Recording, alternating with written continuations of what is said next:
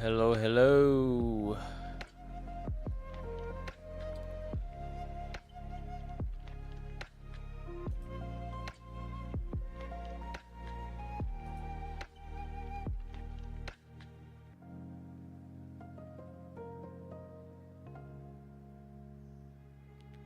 Hi, Jordan. What's up?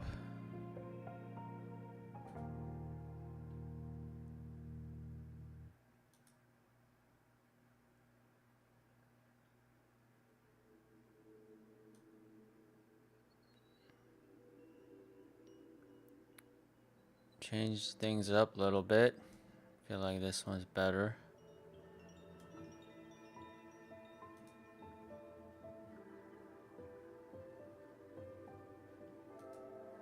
Here, you can see the cat better now.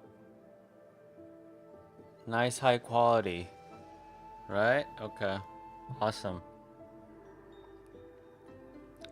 Today's cup is Steve.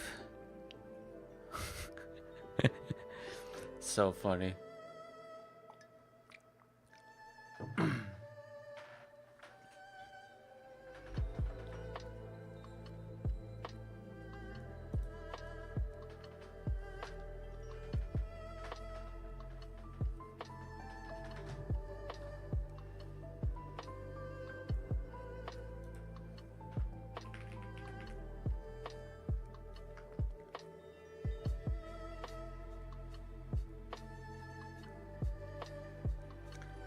Let me just make sure everything is working.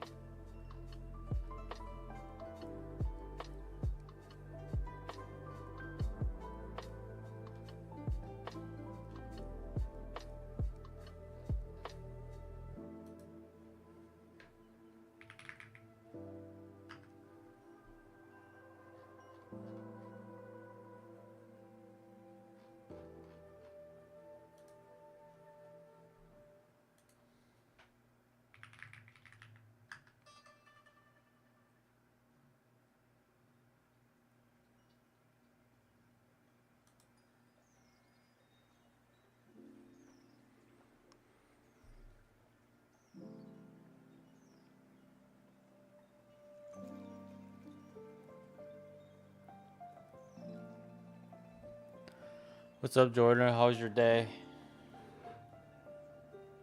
There's a cat hair on my mic? Yeah, there's cat hair everywhere. There's like tons of cat hair on my shirt. There's cat hair on my desk.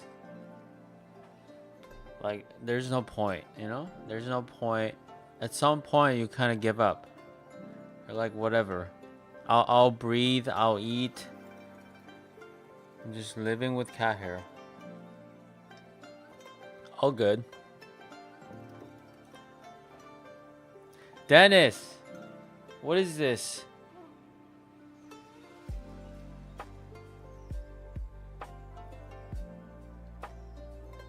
I'm gonna start having to like put my channel into like a mature eyes only.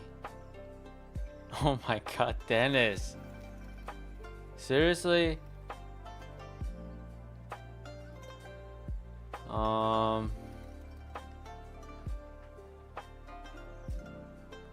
This will cover it.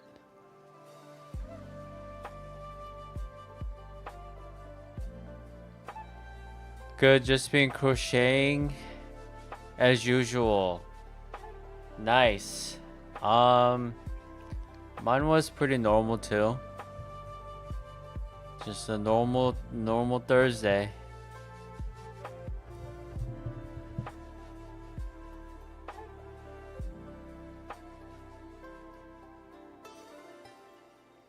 God, I can't believe this cat is just flashing people right now.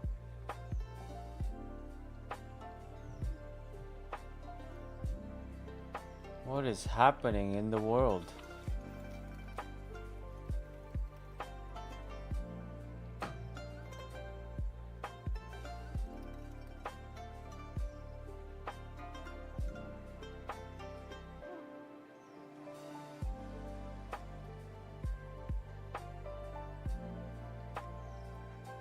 Wait, can you even see? I guess he's covering it.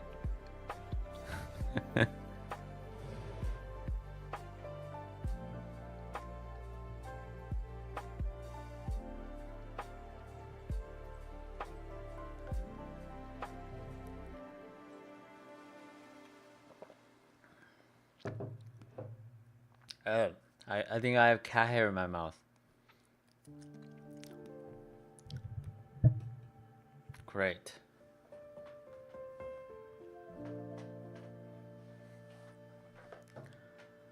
To move a little bit this way so you can see Dennis. My other cat's right here, as always. Too shy for the camera.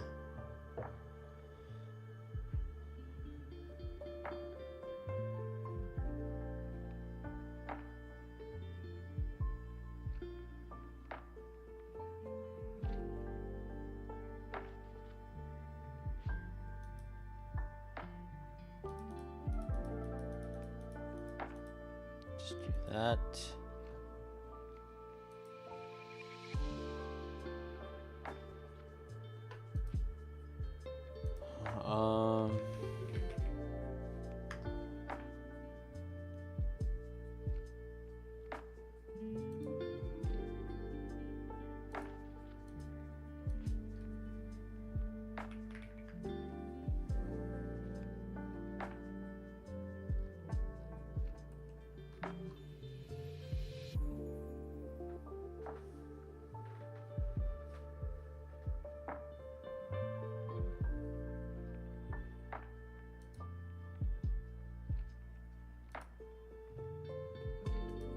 Are you still crocheting that lip balm thing? Lip balm holder?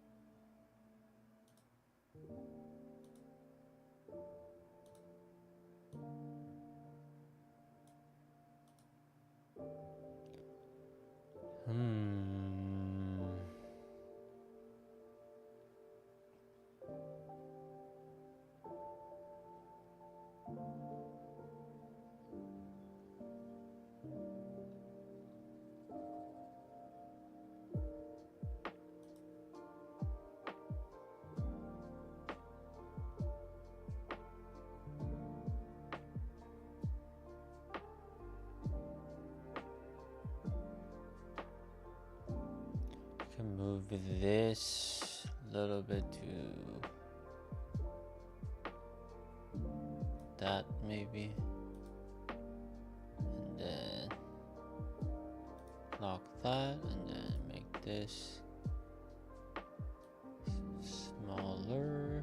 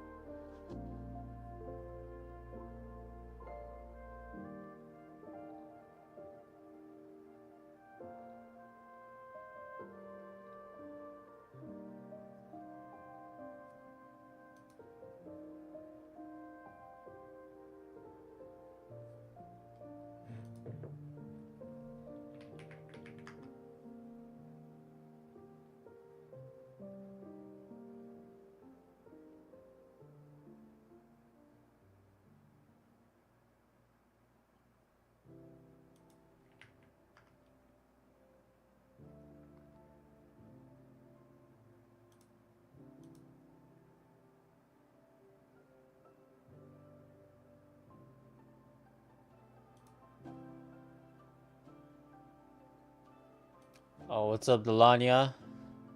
My day was good. How was yours? How was work?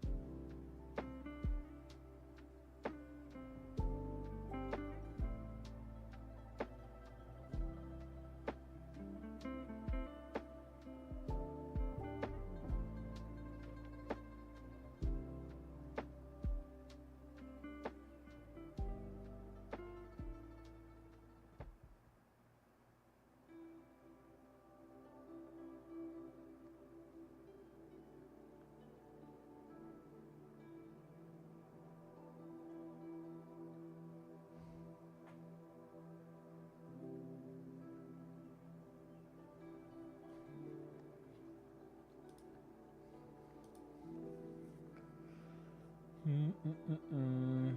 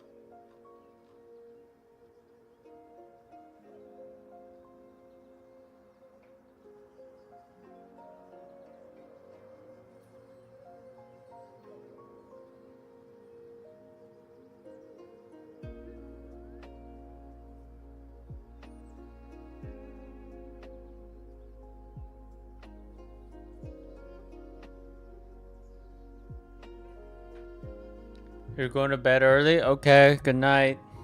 Thanks for coming.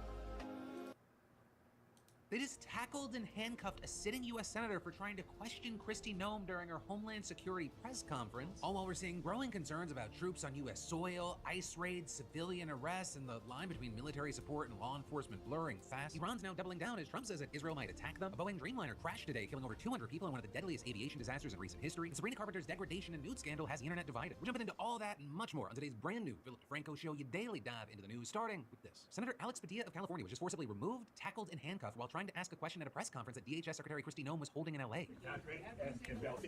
Sir, hands up, hands up. I'm Senator Alex Padilla. I have questions for the Secretary, because the fact of the matter is, I have a dozen violent criminals that you're rotating on your ground. Hands on your back. For himself, giving his own press briefing not long, asking the DHS for more information and answers. I had a question, and so I began, and I was handcuffed. This is how this administration responds. Only imagine what they're doing to farm workers, to cooks, to day laborers out in the Los Angeles community and throughout California and throughout the country.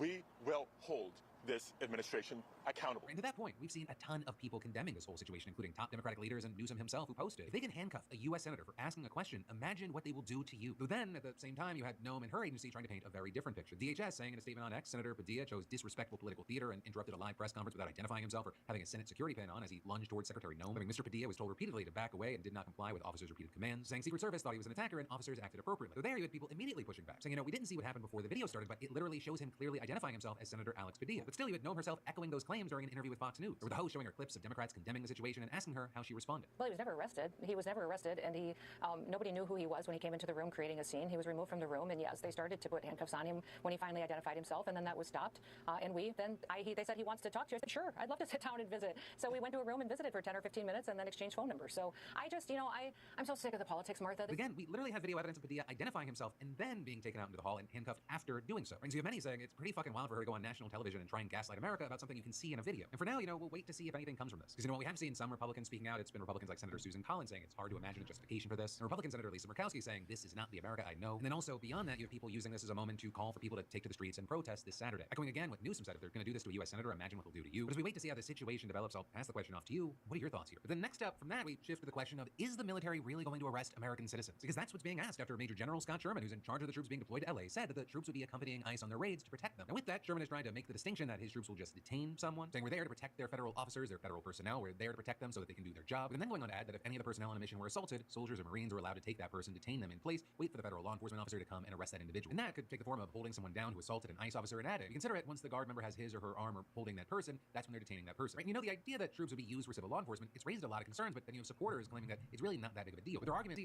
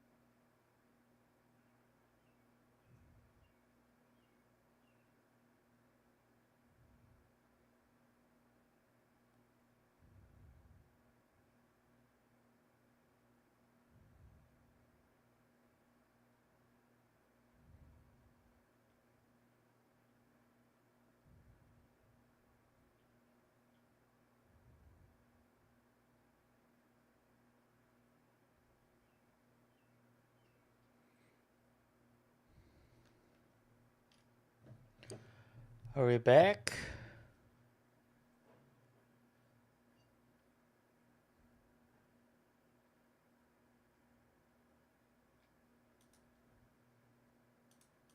folks are arguing the Marines in LA are merely doing reasonable suspicion detentions when they are in fact arresting people for all intents and purposes, and whatever you call it, it is unlawful civilian law enforcement by military personnel without a declared insurrection. Which is also probably why we've seen this video from the National Lawyers Guild making the rounds again. Oh, hello. We were just talking about you kids. I'm Denise Heberly. And I'm Bill Goodman. Together, we've been fighting fascism for over 50 years. And so much has changed over those 50 years, such as the ingredients to a successful firebomb. And the glass that bank windows are made of. But there's one thing that hasn't changed over 50 years, something that is so important to tell you kids who are new to this movement. Shut the up. You're sitting in the police transport van after a protest? Shut the up. The reality is, this is one of those questions that we won't know the answer to until the courts eventually decide. Because, this is gonna end up in court, and while this would, be unthinkable just a few years ago, you have people noting that the Supreme Court often tends to bend a lot of the rules for Trump. And really, the only thing delaying this is a lull in the protests, as well as the fact that the troops in LA are actually in training right now for how to deal with protests and learning what they're allowed to do and won't be ready for a day or so. So notably, they will likely be ready just in time for the No Kings protests that are planned for the weekend. And all of that is we've seen increasing ICE raids happening all across the U.S. Because despite the mass protests that we've seen, the agency hasn't stopped. With the latest big raids happening at farmland in Oxnard, California, as well as a meatpacking plant in Omaha, Nebraska. Well, both were large raids. The one in Omaha was particularly big and focused on 97 people that ICE wanted to screen, all of which then left the company completely confused and concerned. And with that, you have ICE confirming that the raid took place and claimed that it was, quote, based on an ongoing criminal investigation into the large-scale employment of aliens without authorization to work in the United States. However, with that, you had Chad Hartman telling outlets, my biggest issue is, why us? We do everything by the book. And what he meant by that is that the company uses the E-Verify system to hire workers, which is a federal database used to check the immigration status of people. However, that apparently didn't matter because, according to Hartman, the ICE agents told him that the system is broken, which he then said, I mean, what am I supposed to do with that? This is your system, run by the government, and you're raiding me because your system is broken? Hartman then contacting his representative, who got him some answers. So I'm saying that apparently ICE wasn't targeting Hartman's company, but instead, workers using allegedly stolen identities. His representative Don Bacon saying ICE verified that Glen Valley Foods complied with E-Verify 100% and is a victim in this as well. However, regardless of the how or why, it appears that the raids on America's food supply, it actually has worried some of Trump's base, and or Donald Trump himself, because he actually responded to concerns in a post writing, our great farmers and people in the hotel and leisure business have been stating that our very aggressive policy on immigration is taking very good long-term workers away from them, with those jobs being almost impossible to replace. With him then claiming in many cases the criminals allowed into our country by the very stupid Biden open borders policy are applying for those jobs. This is not good. We must protect our farmers, but get the criminals out of the USA. Changes are coming. What does that even mean? Responded to a reporter saying, Well, we're not targeting. In fact, if you look today, I put out a statement today about farmers. Our farmers are being hurt badly by, they have very good workers. They've worked for them for 20 years. They're not citizens, but they've turned out to be, great. And we're going to have to do something about that. We can't take farmers and take all their people and send them back because they don't have maybe what they're supposed to have, maybe not. with Trump then going on to say when 20-year-long workers are picked up, farmers are then forced to hire criminals. All of which has led many to believe that Trump might be reversing his ICE policy, at least somewhat, with claims that powerful allies likely contacted him angry about the raids hurting their businesses. You even had Governor Gavin Newsom making a statement saying, So just moments ago, Donald Trump made a major reversal in his mass deportation policy. Indiscriminately, he's been sending armed agents into farms, in fields, in ranches, all throughout California and increasingly across the country. I was in Oxnard, California yesterday. I met with a 12-year-old boy. Tears pouring down his face. His mom and dad snatched by agents. They were working the fields for over 20 years. He doesn't know where they are. He has no family in the United States. He's here alone as a 6th grader. Donald Trump may not care about him, but he's finally listening to you, calling out these indiscriminate acts of cruelty.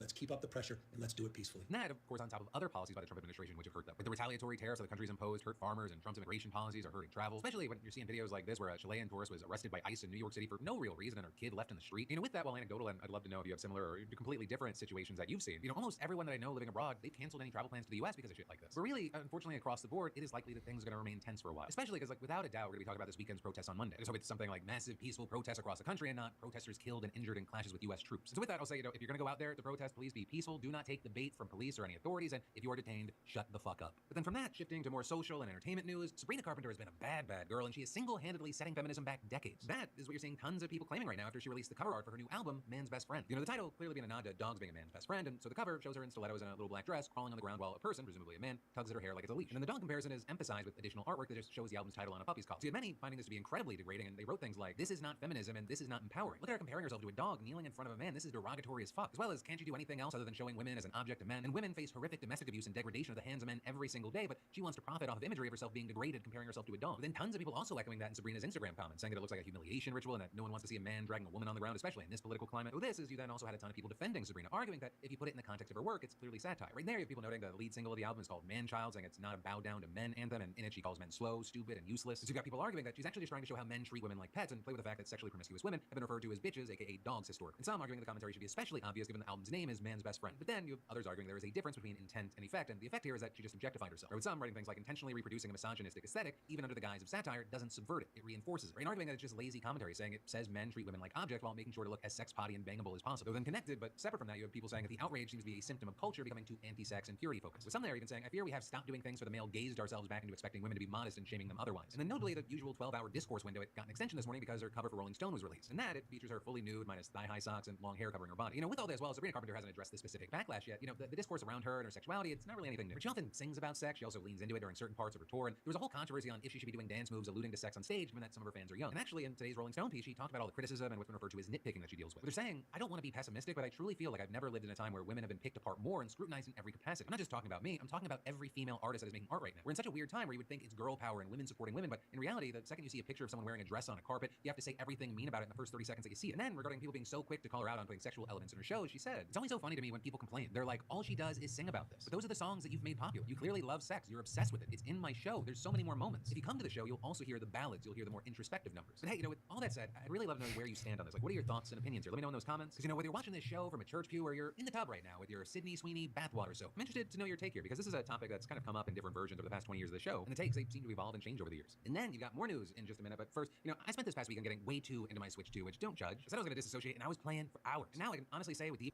up to $35.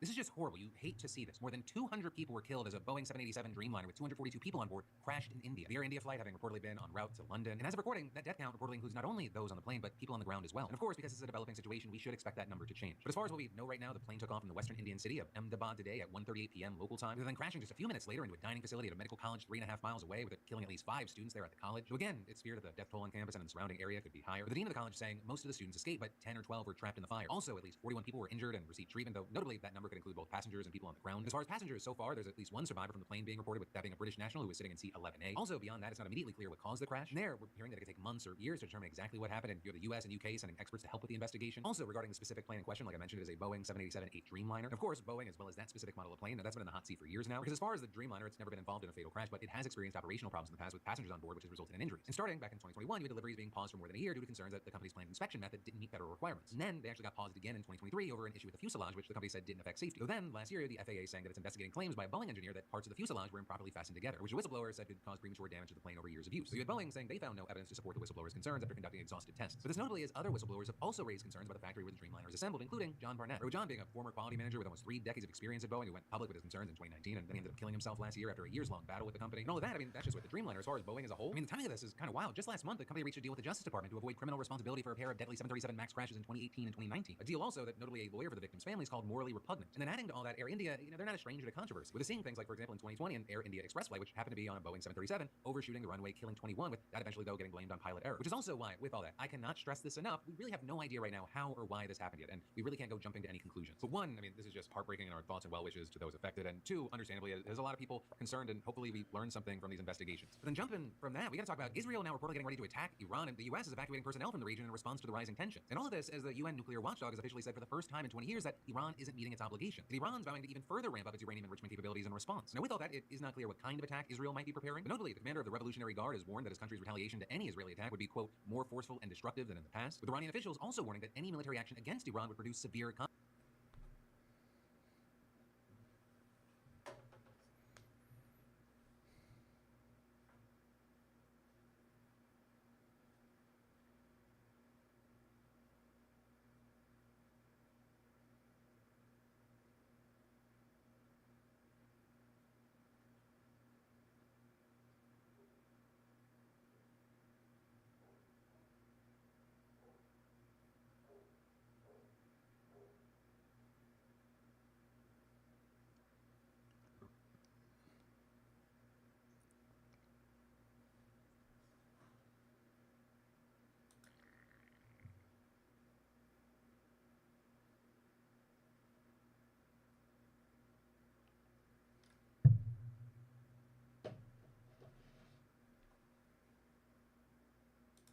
Saying that a 6th session will go ahead this weekend between U.S. Special Envoy Steve Witkoff and the Iranian foreign minister. But of course, we're going to have to see whether this Israeli attack actually happens, what it looks like, and how Iran responds. And in the meantime, this move by the UN nuclear watchdog, the International Atomic Energy Agency, it's only added to the tensions. I mean, you're the agency's board of governors voting on a resolution formally saying that Iran is not complying with its nuclear non-proliferation obligations. With the U.S., UK, France, and Germany putting forward the resolution, 19 voting in favor, 13 either abstaining or not voting, and Russia, China, and Burkina Faso voting against. And like I said, this is the first time Iran has been found in breach of its obligations in 2 decades. With the IAEA specifically taking issue with Iran's refusal since 2019 to explain activity at 3 nuclear sites, as well as its buildup of a stockpile of uranium enriched to 60%, which is close to weapons grade. Right, and with that, you have Iran claiming that its nuclear program is for civilian use and that it doesn't want to actually develop weapons. But you also have others arguing that there is no conceivable civil nuclear need for Iran to enrich uranium at levels of 60%. Because to give you some key context here, the normal level of enrichment for a nuclear power reactor is somewhere from 3 to 5%. So you have the president of the Institute for Science and International Security saying, if you are at 60% enriched, you are 99% of the way to weapon-grade uranium, which is the ideal material for nuclear weapons. So this program does not look like a civil program, with him then adding there that Iran could get to weapons-grade uranium within a week, while a crude nuclear explosive device could be attached within months. And in fact, to that point, you have the IAEA saying that Iran already has enough highly enriched uranium at near weapons grade to build 10 bombs in less than a year. And so with all that, Iran's failure to comply with the nuclear watchdog's requirements could be grounds for reinstalling all the multinational and UN sanctions that were lifted as part of the 2015 nuclear deal, which was between Iran, the EU, several other countries, and of course the US under Barack Obama. But you also may remember that Trump unilaterally withdrew the US from the deal in 2018, with Iran announcing a couple years later that it would no longer comply with limits on uranium enrichment set by the deal. And now you're seeing in response to the IAEA vote that the Iranian Foreign Ministry and National Atomic Energy Agency have come out with a joint statement condemning the move, with them claiming that the resolution had completely called into question the agency's credibility and prestige, and then also announcing that the country would launch a new enrichment center in a secure location and replace the first generation machines at another site with more modern equipment. And so right now, who knows what's going to happen, right? Is there any hope of this deal being salvaged? Is the situation going to continue to escalate? Is there going to be an Israeli strike? Time will tell, and we'll see. Then, shifting gears from that as we begin to wind down today's show, I want to give you a very different kind of news. It's a story about love, legacy, and a surprise. Right? It starts in Michigan, and specifically the Sterling Heights Public Library, because that is where on her very first day volunteering, 87-year-old Helen found an old wedding photo tucked into the pages of a donated book, with a photo featuring a bride and a groom along with another couple, and on the back it had the names Frank and Josephine Ruggiero. With Helen thinking, what a shame it was that there was this nice picture from somebody's big day and they didn't know anything about it. And so she turns the photo over to the library's administration office, who then actually immediately goes to work on tracking down the Ruggiero family, with Annalise White, the library's public relations and programs coordinator, making a post on Facebook featuring the photo and saying the library was on a mission to reunite the picture with its rightful family, calling on the community to identify this couple. And you had Annalise later saying, wedding photographs are so meaningful and we just thought it was worth a try to reunite it with its rightful owner. And then within just a few hours of that post going up, you had Sarah Ruggiero being tagged by a childhood friend who recognized the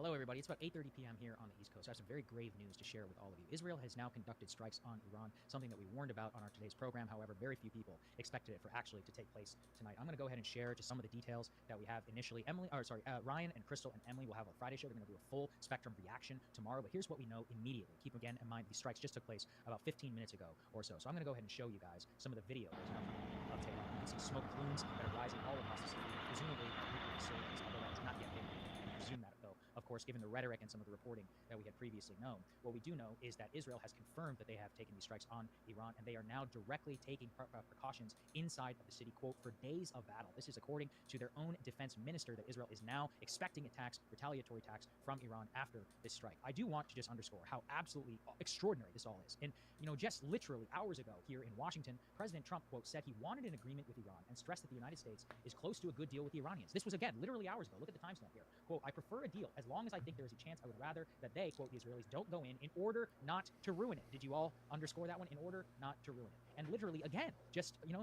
immediately following that, and clearly, presumably, maybe a shot across the bow at the Israelis that they did not listen from Donald Trump. This, again, was just literally 3 hours ago. Quote, we remain committed to a diplomatic resolution to the Iran nuclear issue. My entire administration has been directed to negotiate with Iran. They could be a great country, but they must completely give up hopes of obtaining a nuclear weapon. Thank you for your attention to this matter. Just a couple things I want to underscore here. The United States was scheduled to meet tomorrow, with the Iranians to potentially reach some sort of nuclear agreement. The Israelis are now sending a message to us and to the world. We don't care about any of that. Diplomacy itself is fake, according to them. What they have chosen to do is to directly slap the United States here in the face and the entire world for any chance of diplomacy. They have now forced our hand and their own by creating this geopolitical crisis here in the United States. Remember, all of this comes from the fact that the United States got either wind, perhaps they were supporting something like this on the back end. We will soon learn if details become clear on that front. We will remain tuned for that, because it is certainly possible all of this has been a giant head fake from the Trump administration. They knew the entire time. They supported them with intelligence, and you will certainly hear that from me and from the show if we are able to get that information. But in terms of what we know publicly, and I can say I've been on the phone literally all day with my sources in and around Washington. Many of them warned me that something very, very bad was going to happen, but the general optimism was both Trump's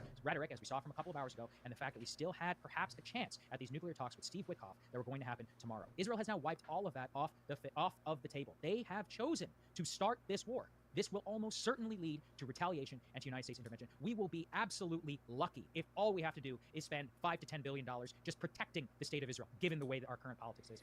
Not to mention that Iran has said directly that any strikes on its nuclear facilities would lead to retaliatory strikes against the United States and against Israel. A broader conflagration is now absolutely certain. It is certain. This is this is a historic moment. And I'm just going to leave everybody with this, that just today, Steve Witkoff briefed members of the United States Senate, in which he warned, quote, Iran's response to an Israeli strike would be a mass casualty event. And I'm going to read from this. Iran has vowed to strike U.S. targets in the region in the event of an attack on its nuclear facilities. And what Steve Witkoff told them, very specifically, behind closed doors in an intelligence briefing, military strikes on Israel are on the table, but he said Iran's ballistic missile capabilities are far more than we previously had thought. The U.S. is concerned Israel's air defenses would not be able to handle an Iranian response involving hundreds of missiles. Such an attack would cause massive casualties and damage. Witkoff has raised concerns about Iran's ballistic arsenal during a speech. According to U.S. intelligence estimates, Iran has 2,000 ballistic missiles with warheads that carry 2,000 pounds of explosives. Israel is within range for many of these missiles. So we are in a very, very dangerous situation for us and for the world. This is the closest that we have come to a massive war since the breakout of the Ukraine war, but arguably we have never, the United States, been closer to a major war in my lifetime since the war in Iraq. This is an absolutely unprecedented move, earth-shattering move by the state of Israel to force the hand of the United States of America and to bring our troops into this war. We will have so much more, presumably, to cover this for the next several weeks, months, years, unfortunately, given what we know about the U.S. foreign policy community. And my thoughts and prayers are with every United States service member who is there in the Middle East. We are with you, and I can just promise you on my front, at the very least, I will do everything possible in my power to keep you out of harm's way, to stop from their ability to draw you and all of us as United States taxpayers and citizens into this war. It is a very grave situation for the world. We'll have much more for everybody tomorrow, and we'll see you later. Jesus. Here we go. It's been a whole situation. Twitch has been in a bit of a problem recently. Welcome back to the most villainous series on YouTube. In today's video, Twitch has apparently apologized to Tectone for banning him, but somehow continues being massive hypocrites. Asmongold has responded. Ludwig continues being a spineless jellyfish about anything involving Hassan. And yet another video on iDubbbz has just dropped. Alright, subscribe or you're stuck in an elevator with 5 Twitch mods. You're absolutely cooked, pal. Press the button. Okay, let's begin with Twitch getting exposed yet again. So quick recap if you missed the last episode. Basically, Tectone got banned on Twitch several times. He got unbanned yesterday, finally. Gravitationally abundant after she said American veterans deserve PTSD. I like that. I haven't heard that before. Who f***ing who? I hope you get PTSD. That was initially a 2-week ban, and he also got banned for calling Denims and Minx hoes after they called him a grapist, which was another 1-week ban. This is Denims calling me a sexual predator on Kick. The reason Tectone can't sue me is because he did that shit. All the while, Hassan and his cronies face no punishment. Hassan got a slap on the wrist, 1-day ban for supporting terrorists on his day off. So apparently Twitch has apologized now. Twitch staff reached out to me. I got an apology. They said that we didn't understand the matter fully. And they asked me, is there anything we can do to make it up to you? And trust me, you will see what will happen very soon. Because I said, I'm waiting to see it. I want to see it. Where is it? Okay. Yeah, if I'm you'd still like to waiting. make it up for me, then you can do this. I contact 40 of my moderators. 40? And I ask them to compile something for me. Damn. They compile it. I have a massive 4.5 gigabyte folder. And I say, I would like you to do this. They see it, and they say, thank you for cooperating with us.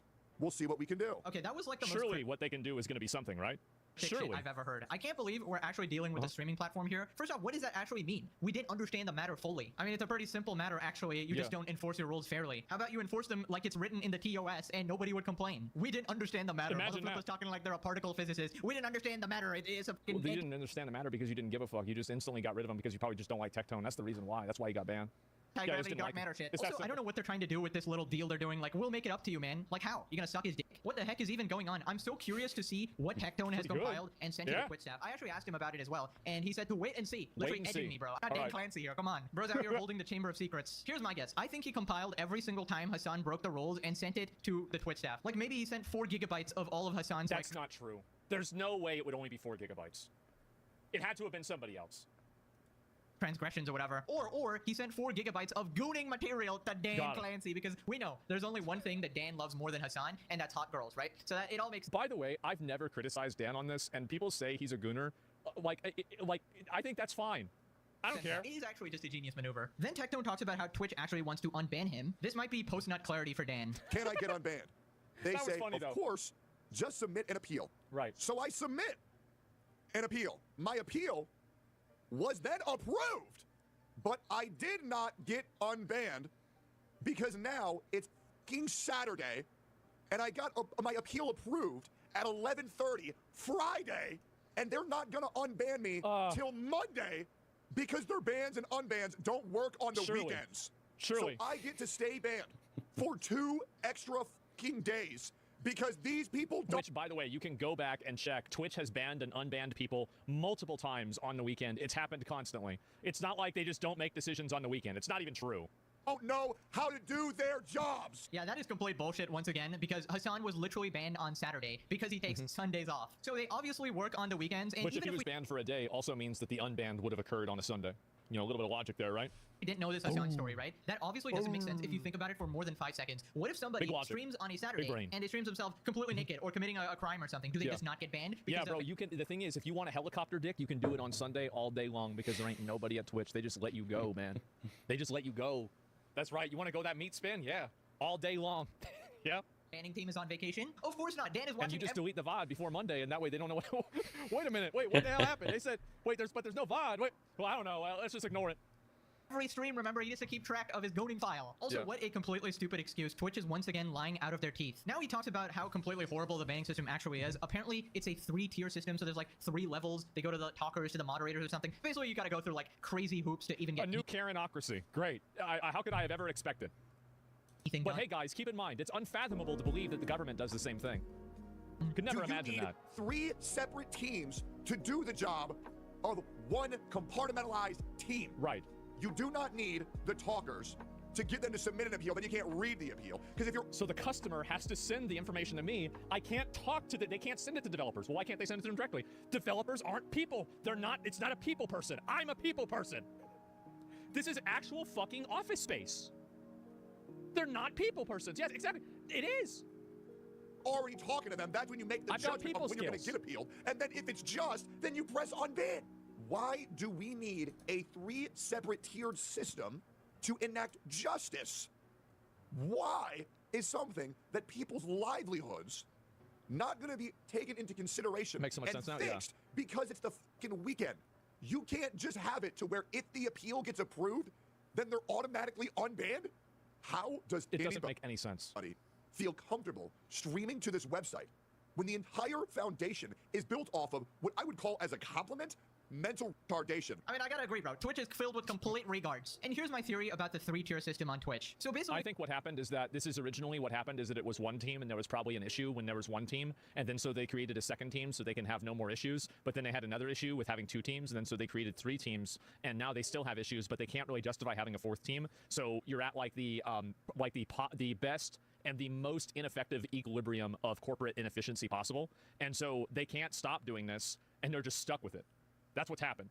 Like, I guarantee you that's what it is. This is something that's happened over the years. They probably didn't have 3 teams in 2014. They probably had 2 teams in 2018, and now they've moved to 3 teams. The same as every single other thing. There is a degree of bureaucratic entropy that happens in almost every single organization that exists. here's how it goes. The first tier is the political team, right? So first they filter, okay, did the person committing the crime, or in this case the Twitch offense, have the same politics as me? Like, are they a terrorist supporting scumbag? If No. yes, please do not ban them. Please override the ban, right? Or make it, on their day off. Now, if they criticize terrorist supporters, permaban instantly, unacceptable. Then we get to the second tier. This is the gooning team. Here they evaluate, is the person who committed the Twitch offense a woman with an OnlyFans? And it's a very simple rule. If you qualify, you're not banned. And if you're a man, you're automatically banned. And then we move on to The the big third. problem, no, that's not true, because if you're a cartoon, you get banned. But if you're a real girl, you don't. Because real girls are not as bad as cartoons. Third tier, this is the Dan Clancy tier, the gooning just it. epidemic tier. If the person in question is an OnlyFans woman or That's an how it is. ASMR mommy or whatever the heck, you must cease, like you as a Twitch staffer, must cease all communications with them because Dan They've will banned so many hoes I used to watch. It's a graveyard of hoes I used to watch on this platform. I don't even think that's true entirely. And some of them are on Kick. Some of them stopped streaming. It was bad. Like all those Korean girls, like there was like 3 or 4 of them I would watch regularly. They're gone. personally be taking over all chats and communications because he actually really cares about the platform. He That's what really wants to happened. handle the situation himself, and he will be personally messaging these creators. Anyways, that's my theory. Let me know what you thought about it in the comments. Thanks for coming to my TED Talk. Moving on to Tectone explaining why it's pretty harmful to delay unbans even for a couple days. I want to remind you guys, at a point, I was living paycheck to paycheck off of Twitch. Before that, well, I was homeless, right? But regardless, and bro. The thing that people don't understand is that most content creators are people have you money. will never see or hear about because they likely just have no viewers or very little viewers, Yeah. and they are in the process of trying to make a career, right? And when someone like them actually You guys gets ever see somebody who like is like a small content creator and they just get banned for nothing and they're banned for like 3 years and then they get unbanned and there's like things just go right back to normal and they got banned for like a pineapple that somebody reported and they said it was a dick and like somebody at Twitch was like, yeah, sure, ban him, and like that was it. It just destroys their whole life. 3 years. and they might actually lose out on their only bit of Yeah. income, right? Maybe they were earning like 20 or 50 bucks that day, Sure. and now they can't afford groceries or something. And yes, there's another conversation about, oh, you shouldn't put in all your It's Sally. It's Sally. Thanks for the follow. Appreciate it. I'm gonna manually update this. What's up? How's it going?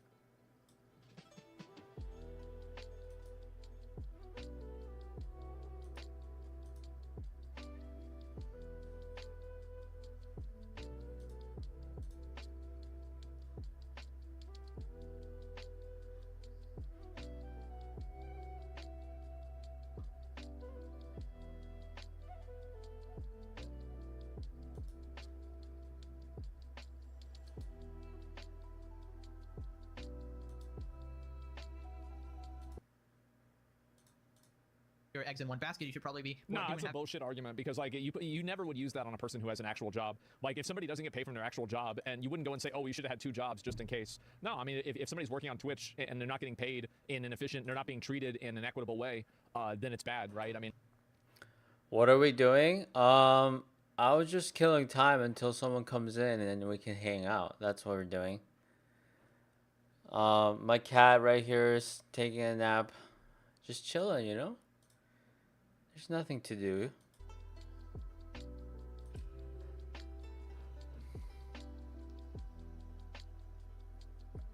Can you steal my cat? Are you saying my cat or just a cat? Just a random cat? You can try. I have 2 cats. The other one's down here. You can't really see him, but he looks like this.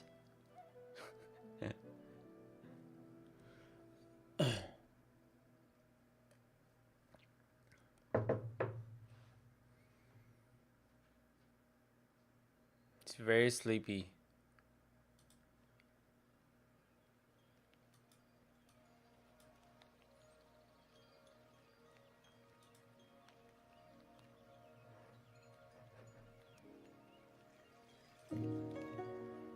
I don't have anything like that. I'm just, you know, just starting out, bare bones. If I had more people, then, you know, maybe. Okay, what do you recommend I do with the commands thing? What do the cool kids do, you know?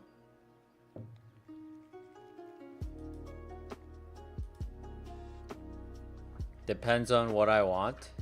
Socials? I don't have any socials.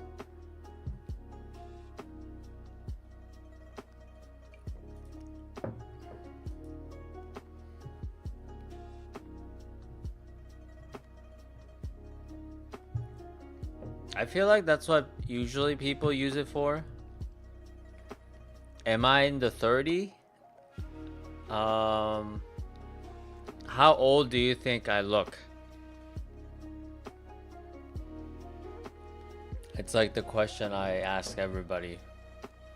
32? Wow. Way higher than normal. I mean, you're kind of biased because you already read my bio, huh? Well, I'm in the late 30s.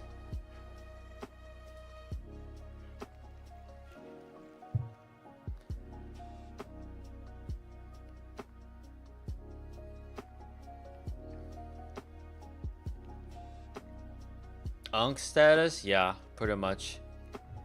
Very much unk status. I got like 15, you know, 20-year-olds in here. I'm like, you could be like my son or daughter. Kind of awkward.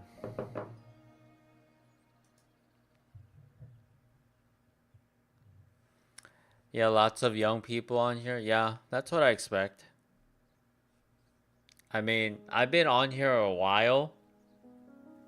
I don't know if you know the lore of Twitch, but it used to be Justin.tv, and you know, I've been on here since then. That's like what, 15 years ago? I don't even know.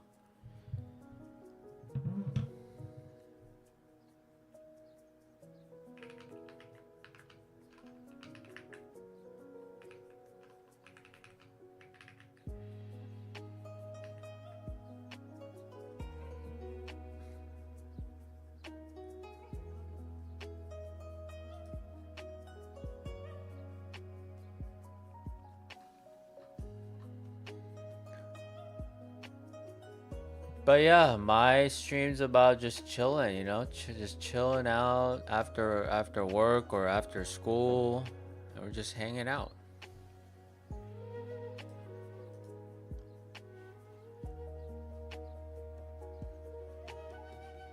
Tax-free ponage. I appreciate the follow. Am I single? Wow, that's very forward. Yes I am. Where is let me update my text.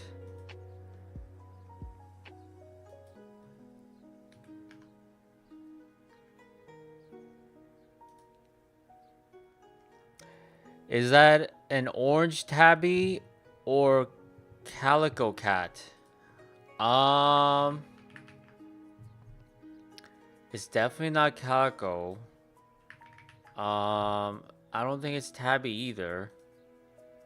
Just a normal cat, you know, domestic short hair.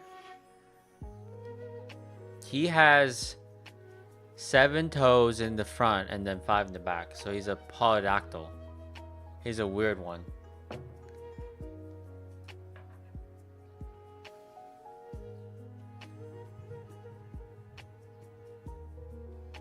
You probably can't see it from there, but if he wakes up, I'll show you. Have I ever been rated out before? I have not. Definitely not.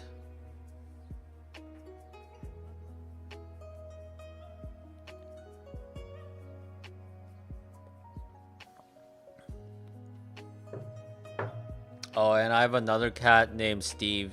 That's him. He's sleeping right here on the floor. You should do that after your stream so you can gain connections and more followers.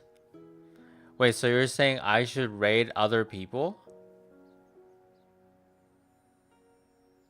Or have... Or... But like, usually it's like 0 viewers.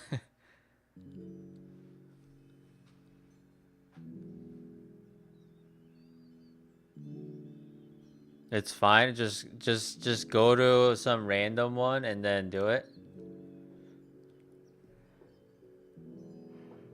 Raygun breakdance full performance. I actually saw that performance, so okay. I mean, I can try that.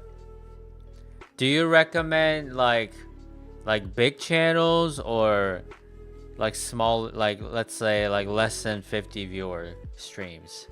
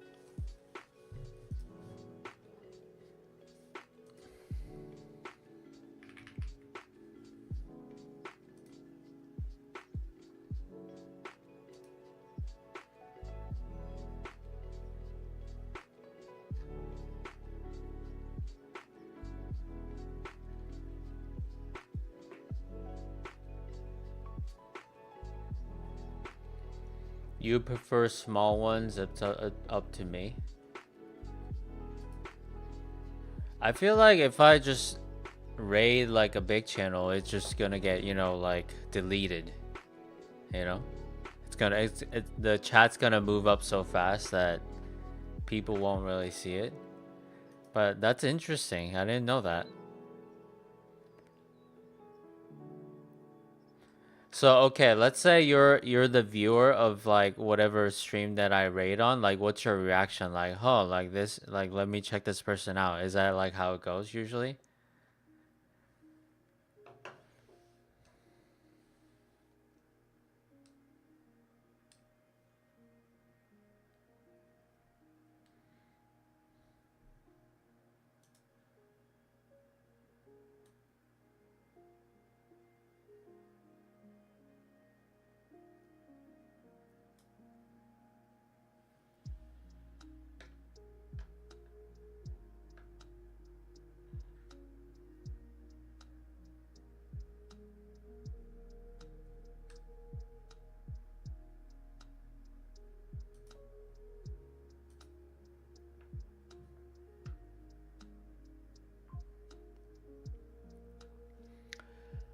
Yes, when you rate a streamer, they shout you out. Some may check you out and follow, or people in their community may follow. Okay. Yeah, okay. I guess I can try that.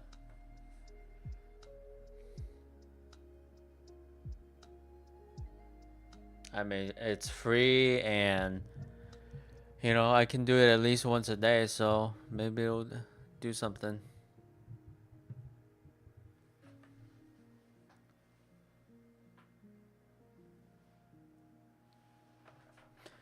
I appreciate the tips. These are the tips I need.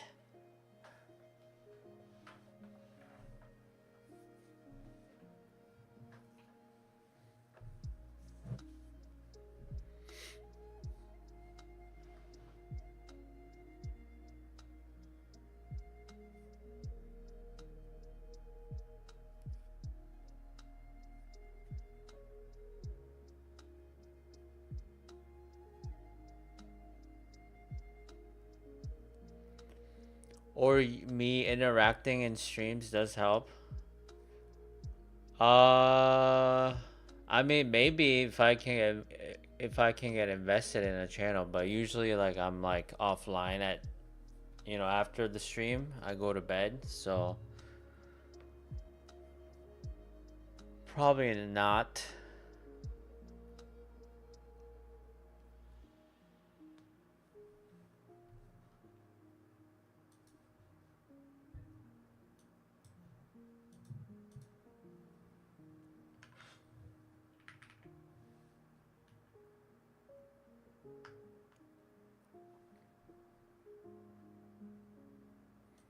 If you have any other tips for me, you know, let me know.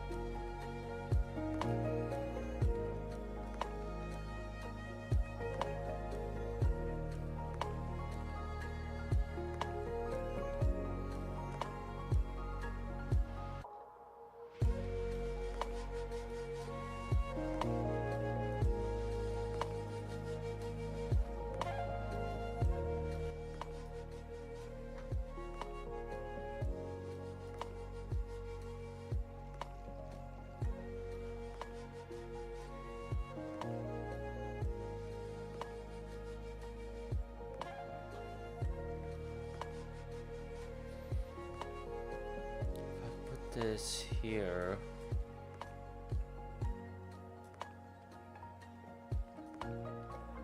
Does that help?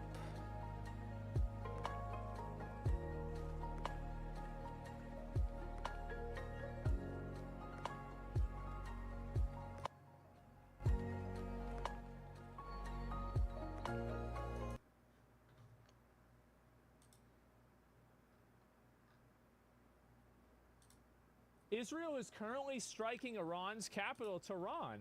Israel attacking Iran is a preemptive strike after declaring a state of emergency. That's some girls? Okay. Okay, let's watch this.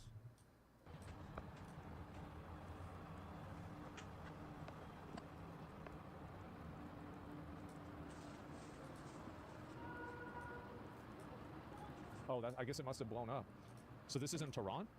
Nothing ever happens? I mean, I feel like it's happening. Like, you look at that, it's just smoke. Well, I mean, what do you think it is? Like, I mean, how do you think it happened? You think somebody just lit a fire? Nothing ever happens until defeated. Oh, man. True, man. Like, that's the way I would feel, too. Holy fuck. I mean, it seems like, these are like, it's a peaceful preemptive strike. Oh, wait. Are these bombs freedom of speech? I think they might be. Oh, no. I feel like this is the resounding opinion that a lot of people have about this, is that they don't want to have this shit happen, right? PC games give Stellar Blade a 6 out of 10. I'll complain about that tomorrow. I feel like World War III is a little bit more relevant. How is this America's problem? I mean, like, I don't want to see, like, the thing is, like, if the Ukraine attacks have shown anything, it's that we don't need to have, like, U.S. troops go over there to even have a military interaction with them, right? I mean, like even if the U.S. military wanted to get involved, like, okay, send a few flying lawnmowers over there, send the fucking drones. Like, yeah, exactly, right? Yeah, send it. Yeah, bro, like, let's just literally phone this shit in. You know, all right, okay, this is the nuclear, and all right, boom, okay, problem solved. That's it. And send the migrants over there? Well, I don't know about that. Does the U.S. even involved in this? I mean, I think that there's a good, like, the guy that was the schizo in there. I mean, like, let's be honest. Did Trump say anything about, like, whether he knew this attack was going to happen or not?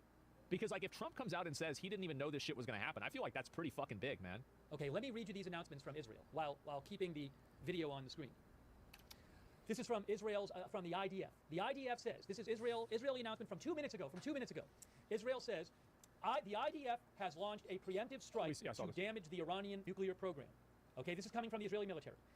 They say, the IDF has launched, the IDF spokesman announces that a short time ago, the IDF, under the guidance of the political echelon leadership, launched a precise and integrated preemptive strike based on high-quality intelligence with the aim of damaging the Iranian nuclear program and in response to the Iranian regime's ongoing aggression against Israel. Dozens of Air Force aircraft recently completed the opening strike, which included attacking dozens of military targets, including nuclear targets in various areas of Iran. Wow. The public must obey the Home Front Command's instructions, which will be updated as needed, and act responsibly and patiently. The IDF and the relevant bodies are prepared for many scenarios.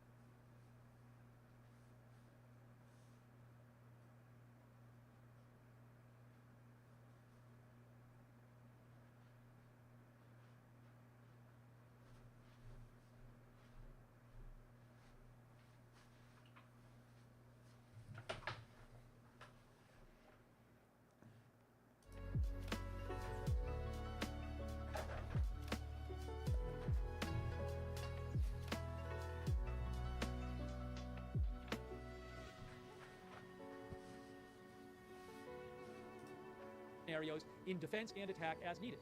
For years, says the IDF, Iran has been directly and indirectly promoting terrorism against the state of Israel, financing and directing terrorist acts through its proxies throughout the Middle East, while advancing towards nuclear weapons. IDF says the Iranian regime is the primary perpetrator of all terrorist acts committed against the state of Israel since the beginning of the Iron Sword War, including arming and financing the Hamas terrorist organization responsible for the events of October 7th. During the Iron Sword War, Iran even attacked Israel directly twice, firing hundreds of missiles and unmanned aerial vehicles, drones into the country. The IDF continues. The Iranian regime has a stated goal of destroying...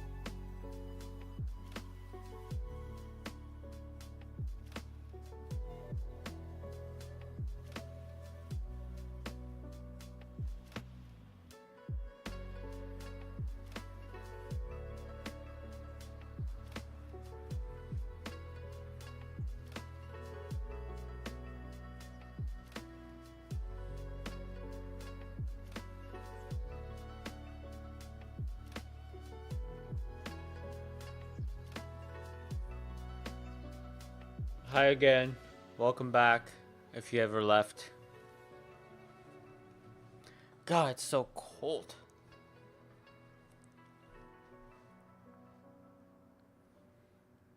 Just cuz? What's just cuz? The emote?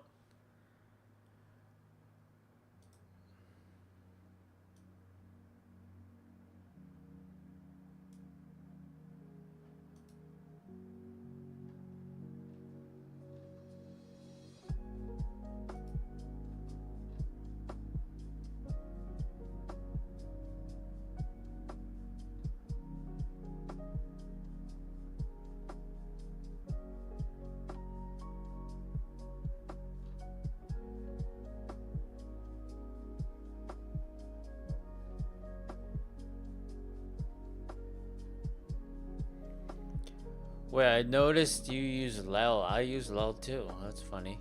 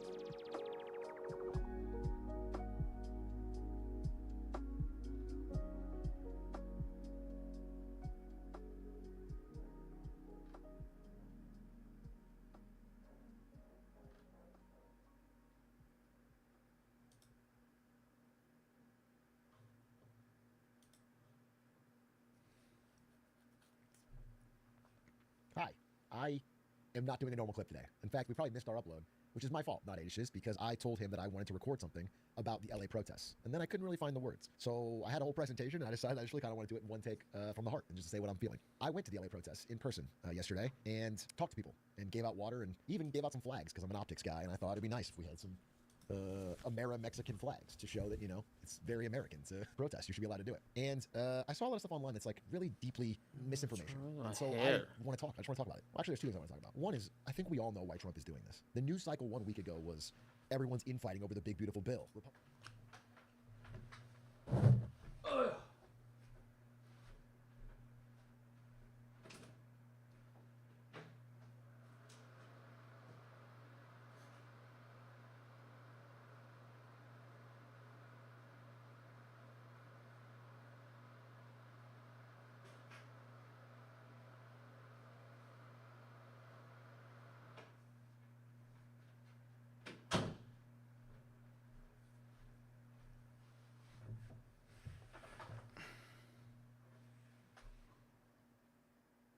He's got lockstep. The one unifying thing of all different factions of the Republican Party is that they want to kick out immigrants, ideally in the most public and like demeaning way possible. And so that's what he needed the story to be. And obviously, listen, I know California is like statistically the most unpopular state. Los Angeles is probably the most unpopular city in California, and Karen Bass, the mayor, is terrible, right? So if you can make that your enemy and get a big news cycle out of that, it's gonna rile everyone up and get people back on your side. And that's what's going on here. Okay, I think we.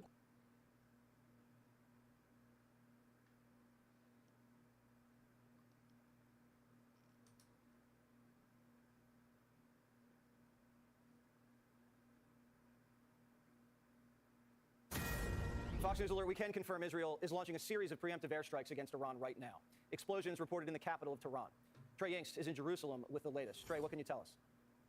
Yeah, Jesse, good evening. Fox News can confirm that the Israeli Air Force is currently striking Iranian nuclear facilities and long-range missile capabilities. This is a significant strike that is expected to take place in a series of waves. According to an IDF official, the opening wave targeted more than a dozen different sites in Iran. Explosions were reported around the capital of Tehran, and as we speak, a state of emergency has been declared across Israel as the Israelis are bracing for possible Iranian retaliation. I want to take you through how we learned about these strikes taking place. At 2:16 a.m. local time, U.S. Ambassador to Israel Mike Huckabee tweeted out that there was something going on. He says, at our embassy in Jerusalem and closely following the situation, we will remain here all night, pray for the peace of Jerusalem. 45 minutes later, sirens started to sound across central Israel. We could hear them here in Tel Aviv, and then moments later, a text alert from Israel's Home Front Command warning people to be prepared for special instructions. At which point, a statement was sent out by Israel's Defense Minister Israel Katz, declaring that state of emergency across the country. We have seen Iranian retaliation following Israeli strikes just last year, and it could involve a series of different things, including ballistic missiles, cruise missiles, and drones. But again, the latest information, Jesse, that we can confirm tonight, the Israelis are striking Iranian territory, targeting the country's nuclear program. This comes just 2 days before a sixth round of conversations were set to take place between U.S. Special Envoy Steve Witkoff and Iranian officials in Oman. President Trump spoke today about the situation, the tension across the region, saying that he was hoping for a deal and hoping that diplomacy would prevail. He has consistently talked about the diplomatic efforts that have been made by the Trump administration. And this is important to note because when we look at the information that we're receiving right now, one U.S. official telling Fox News tonight that the United States was not involved. The air defense systems across this country are on high alert. When you and I talked earlier in the conflict between Israel and Hamas inside Gaza, we often talked about Israel's Iron Dome missile defense system. Tonight, the alert is for David Sling and the Arrow system. A significant development. The National Atomic Energy Agency passed a resolution earlier today for the first time in 20 years.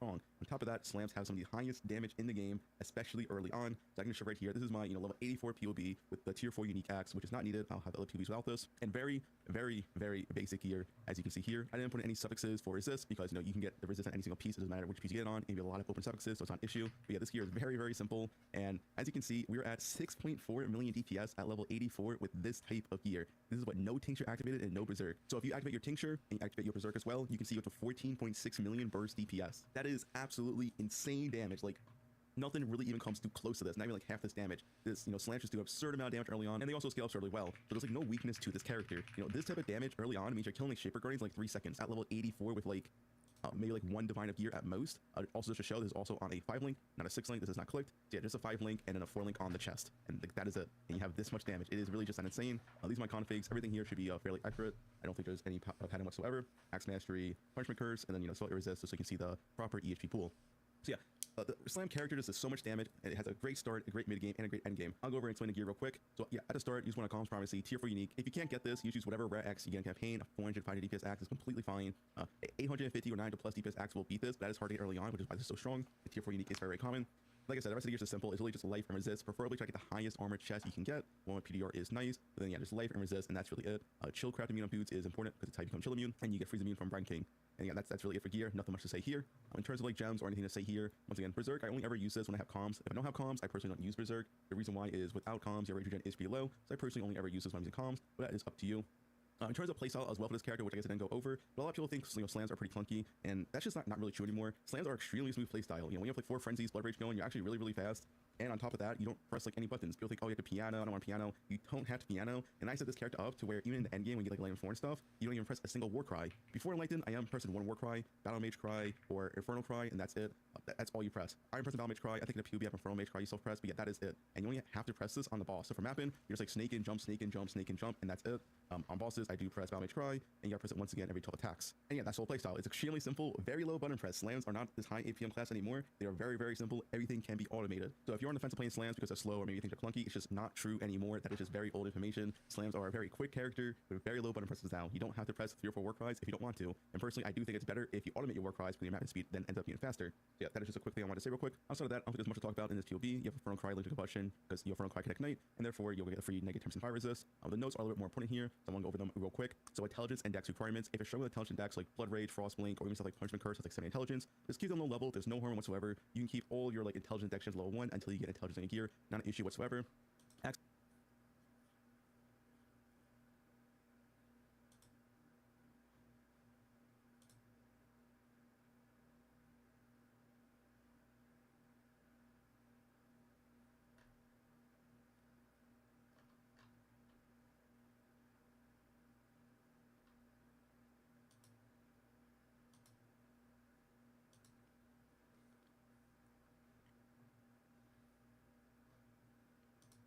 Sindri Meyer, thanks for the follow.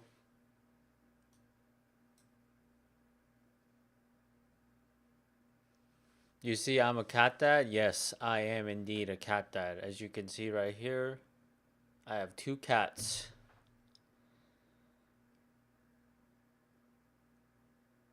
Can you pet my hair? I certainly can.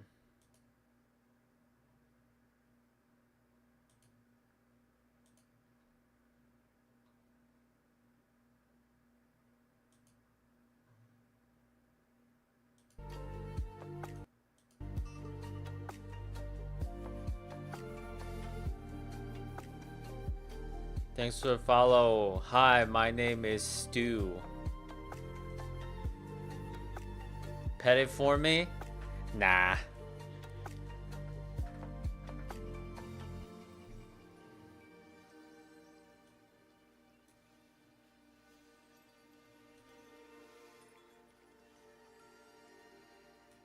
You're satanic? That's your name?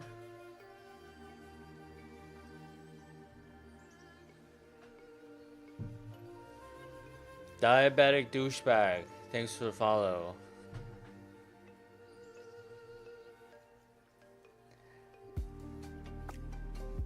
I like to assist in the birthing of cows.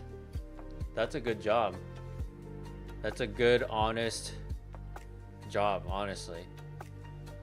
You will pet that fluffy, perfect round hair because I can't do it. I can't either, actually. Can't mess it up, you know? It's too perfect. Hi, I work at a Coke oven. What kind of Coke? That's it. That's the important part.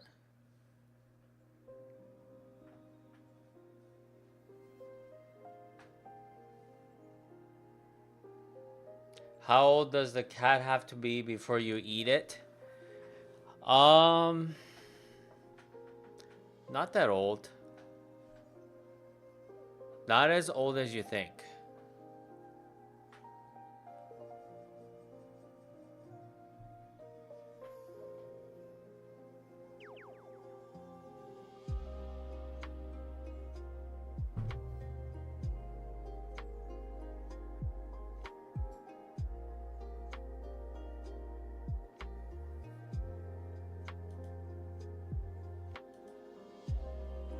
The fizzy kind, so Diet Coke.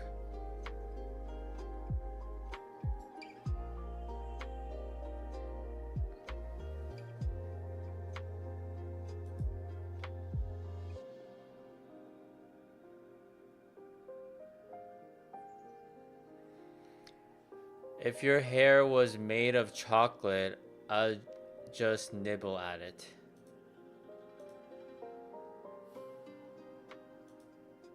That sounds good, actually. Kind of hungry. Kind of hungry for cats, if you know what I mean.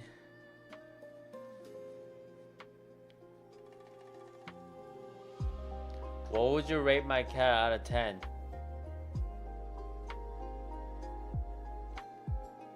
At least 5 out of 10, I'm expecting.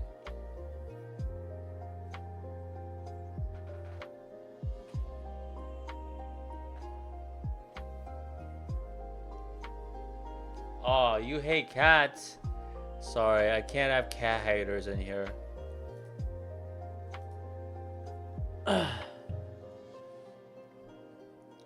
Edible out of 10.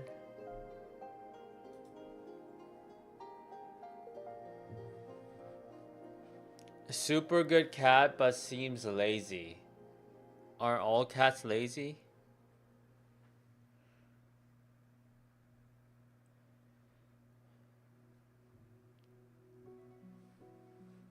Gingers have no soul. I can't really comment on that. I wouldn't know.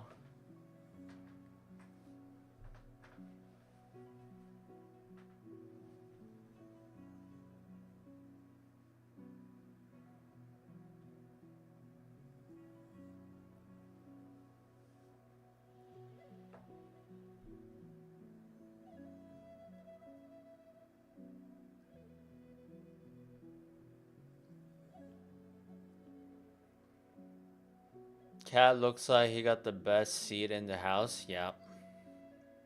He gets the best seat. He's pretty important, you know?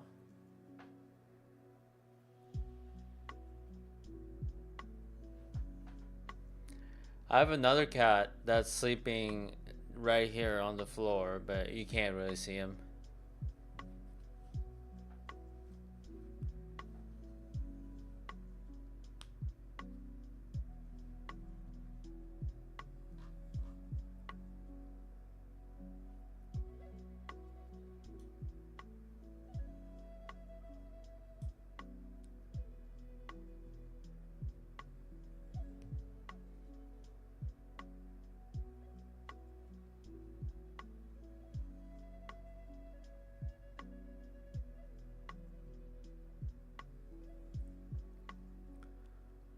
What are the names of my cats?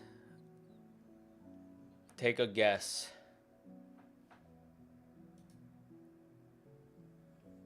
The other cat is a black cat, so if that helps with your naming guesses.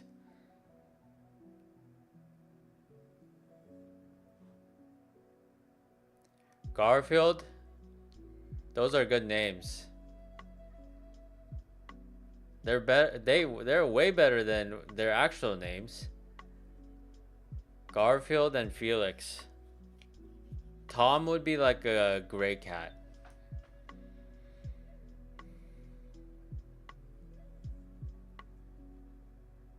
Mittens.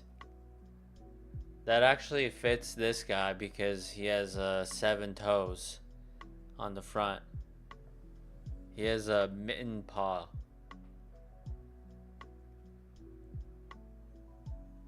Pawdactyl, you know?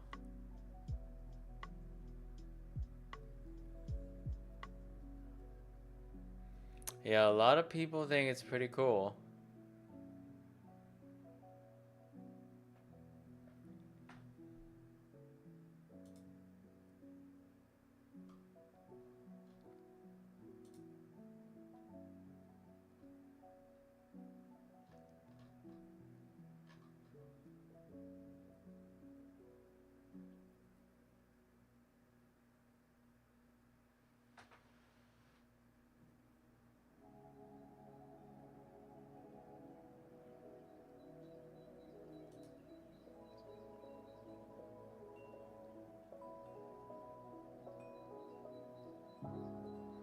You give up on what? The names?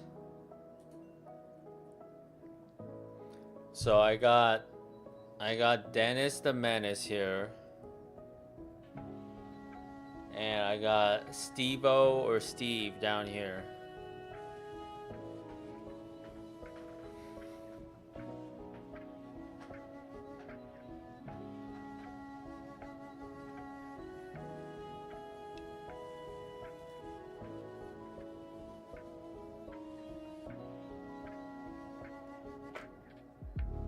I mean, those are good guesses, you know? I like it.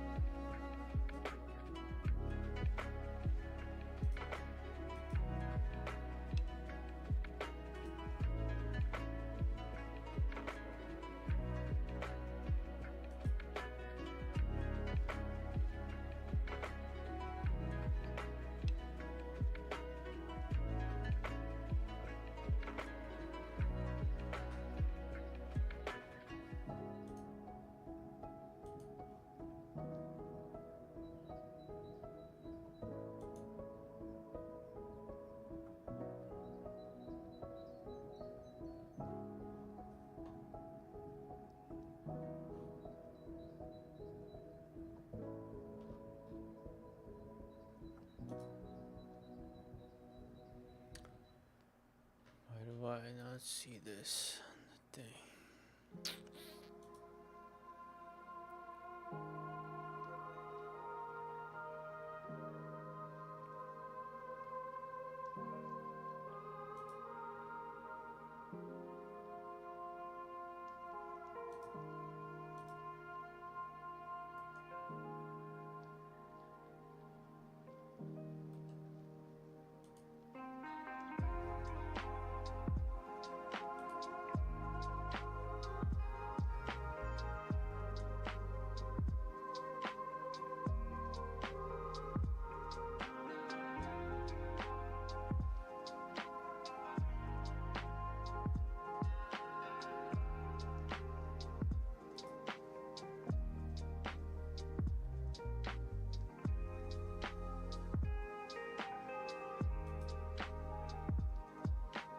Explosion on an oil drilling platform in the Gulf of Mexico. On April 20th, 2010, an explosion occurred on the Deepwater Horizon oil platform. The worst oil spill in U.S. history. You could see that floating oil slick from space every day. And what followed was millions of gallons of oil spilling uncontrollably into the ocean. Well, it is almost unthinkable, isn't it? This is a battle we're waging against an oil spill that is assaulting our shores and our citizens. This video tells the story of the race to stop that spill, how engineers tried to plug a hole over 5,000 feet deep underwater. And I wanted to know just how much oil was actually lost in the disaster, and try different methods to better visualize the sheer amount of loss beyond just numbers alone. This is Deepwater Horizon visualized. To visualize just how much oil was spilled, we first need some sort of measuring container. But ordinary containers won't do, so instead, we will be using the Empire State Building in New York City. Theoretically, it can hold up to 277 million gallons of oil. But to start off, our container is empty, as we look back to the evening of the disaster. On the evening of April 20th, 2010, everything still seems normal on Deepwater Horizon, with workers busy finishing up the borehole. What many may not know is that the Deepwater Horizon rig isn't actually an oil platform designed for extraction. Instead, it is a drilling rig used on new sites.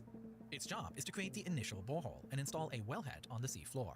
And once that is done, it'll move on and another platform will take over for the actual extraction of oil.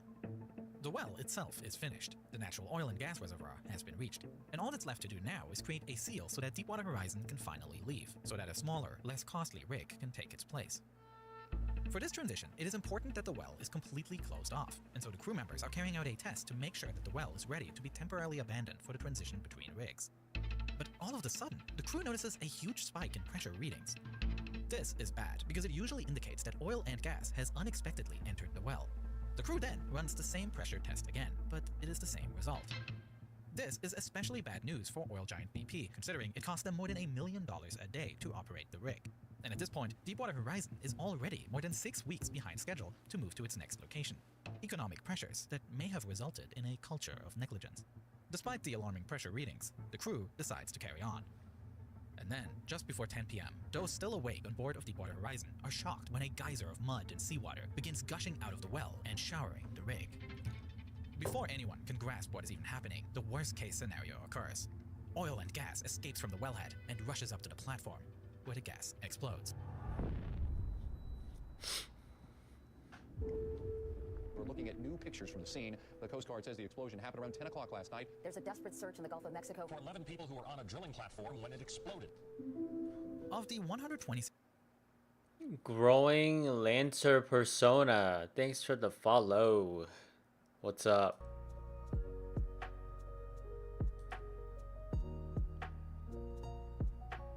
Oh, you're Asian too? What kind of Asian? Hello, fellow Asian.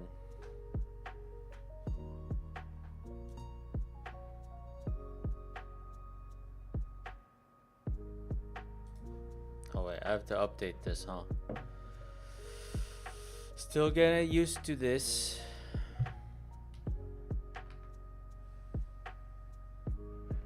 Oh, you know Sally? Yeah, she was here. She gave me some good tips, let me tell ya.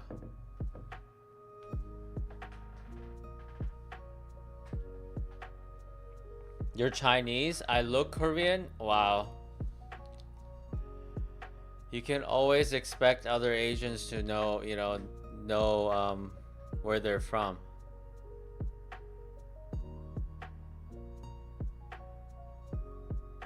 You know her from another Asian streamer? Yeah, she was cool. I am definitely Korean. Yes. Sorry, I didn't mention that.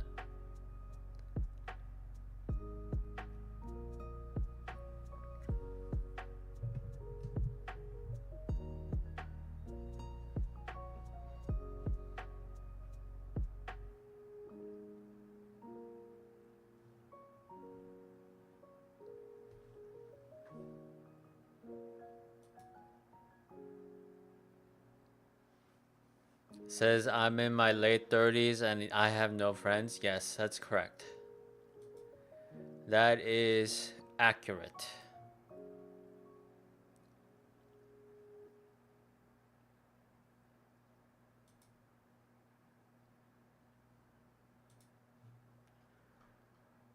Why is this not working?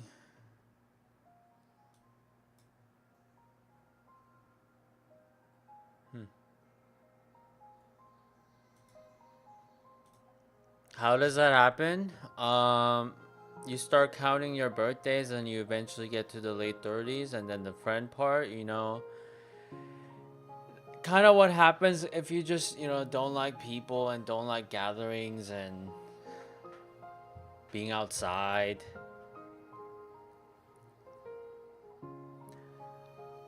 Unless you mean you live somewhere where you left all your friends, nah.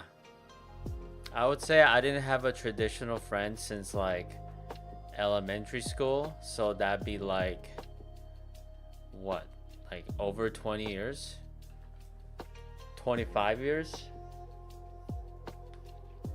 Do you work? Yes, I do work.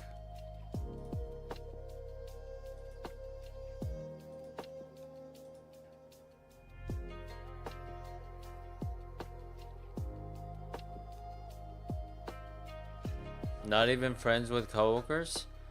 I mean, I'm like friendly. I'm friendly to them, but they're always an acquaintance. Not really friends.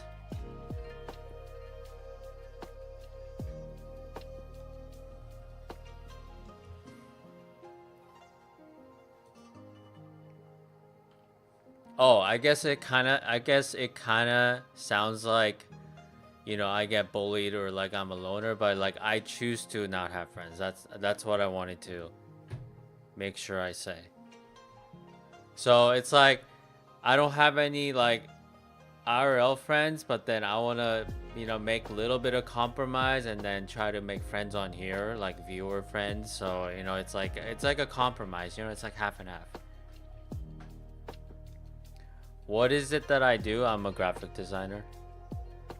Soon to be replaced by AI.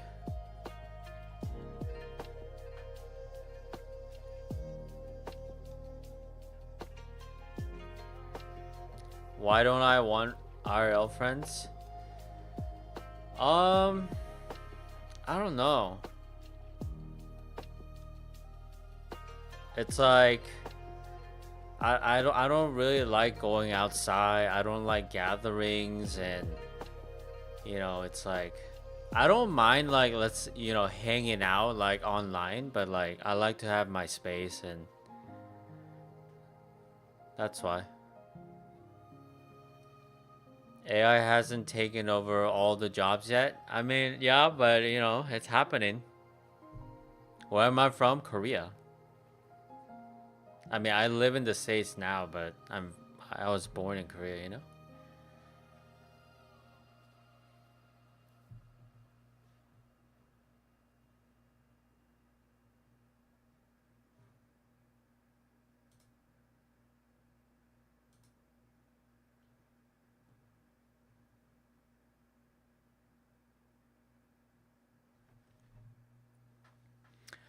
Also, your family moved from Korea to the States?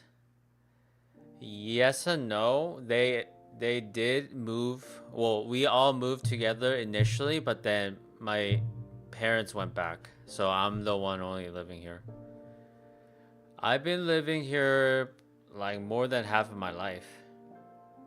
The only time I had to go back and live in Korea was like for the military, which, you know, every Korean male has to do. Cause I've spent most of my childhood here and I grew up here. I consider myself like Americanized, so I didn't want to go back. You know, like Korea felt foreign to me, you know, after a while, so.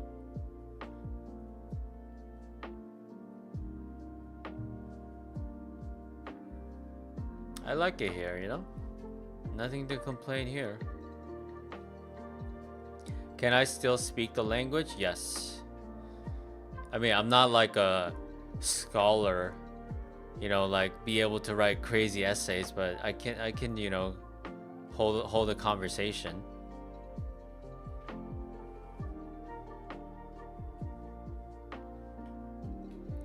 You like it there, but you don't talk to anybody there except coworkers. Yes. I mean, I like the environment. I like nature, you know? Nature doesn't involve people. But then, you know, I don't like to be outside when it's like super hot, so, you know, I have my requirements. What part of the States? California. West Coast.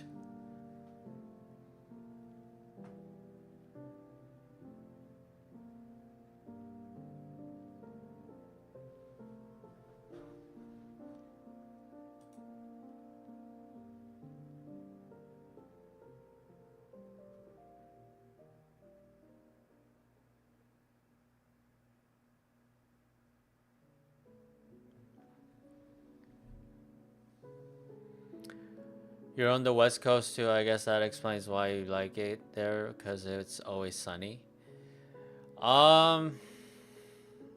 It's really nice like in the winter time or like fallish winter time, because it's like it never snows and it's like 70s.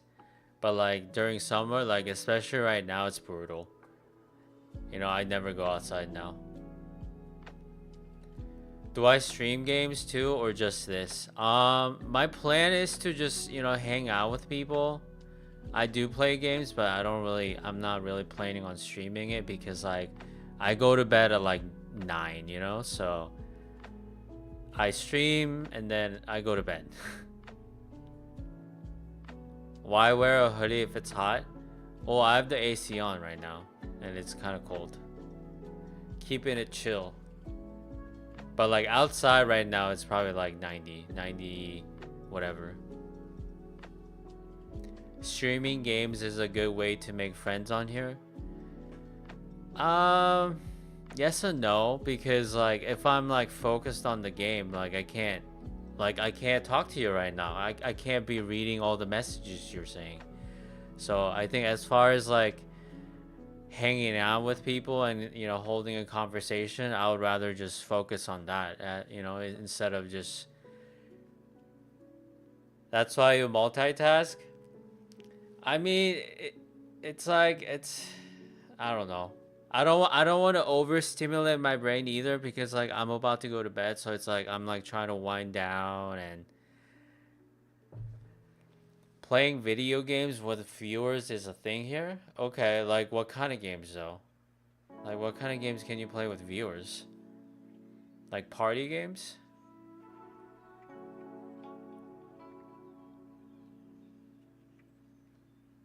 It's only 7:46, the sun's still out. Yeah, I know.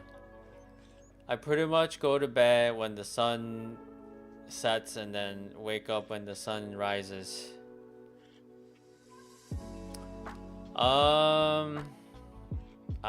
The games I play is, you know, I guess like the popular ones are like Marvel Rivals or like Overwatch.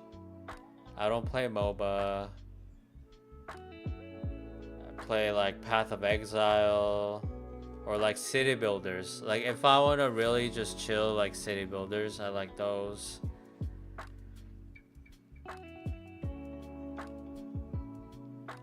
But like, do you really play with viewers? I feel like you just go on matchmaking and people just watch you play or something if you're good.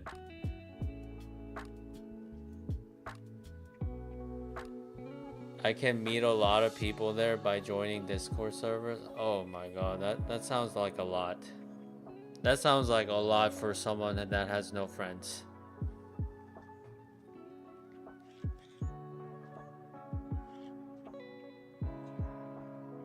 Sometimes people would come in and to ask to play with you. Yeah, I can see that. But do you think that's better than me just sitting here and talking to people? I feel like people would be into that too, you know? I don't want to be distracted by some crazy FPS game.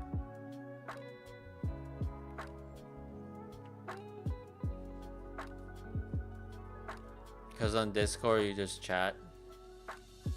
Yeah, but okay, so listen. If I'm chatting on Discord with a select amount of people, I'm potentially not watching the chat, you know, and I don't like that. Chatting stream is hard to be found on Twitch. Really? That's surprising to me. Simu Woist. Thanks for the follow.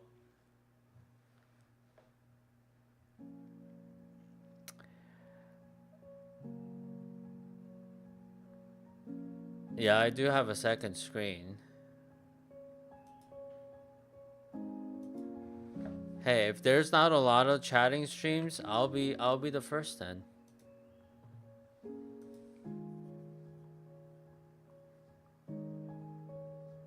Cause like, maybe it's the boomer in me. It's like maybe I'm like not into like games anymore. I don't know, or like be alone and play games kind of thing.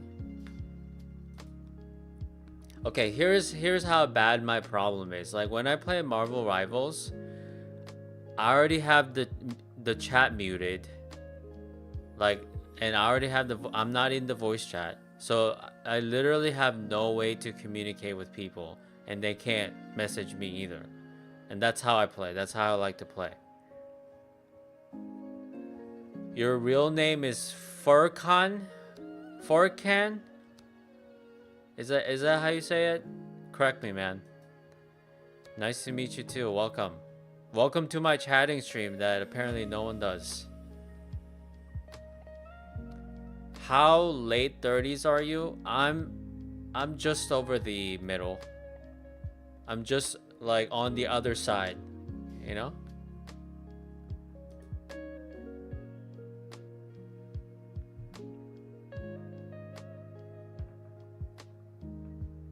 Did I say your name right? It kind of sounds like you're a big introvert. Yes. Like if you can imagine like an introvert as a spectrum, I'm like at the very edge. But I'm not one of those people that's like scared of going outside. I'm not like that. I go outside all the time, like for like errands and, you know, groceries, and I do fine. I just don't see the entertainment or like the fun value of being outside. Where am I from? West Coast, California.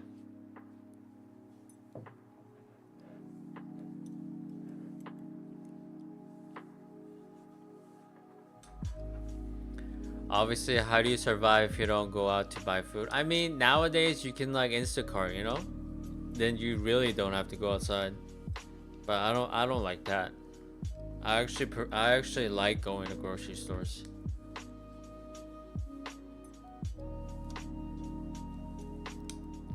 America, how? What do you mean? Look at my cat sleeping.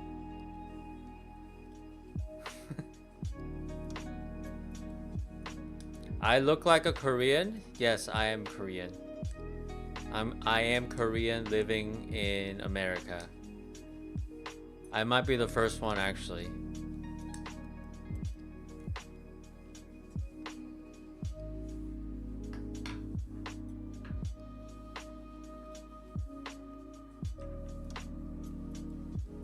You know how there's a lonely cat lady? You're the lonely cat man? Yes, I am that guy now. I am that lonely cat dad. But I don't have like 20 cats with like poop everywhere, okay? That's not me. I'm more cultured.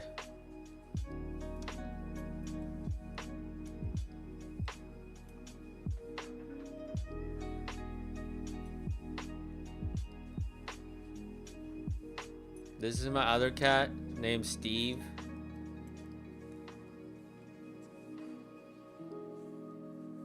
Do you have social media at least? I think you know the answer to that already.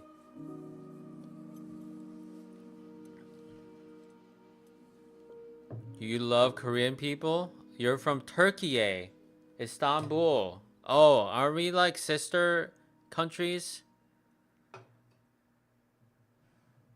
We're like chill. We're like super cool like that.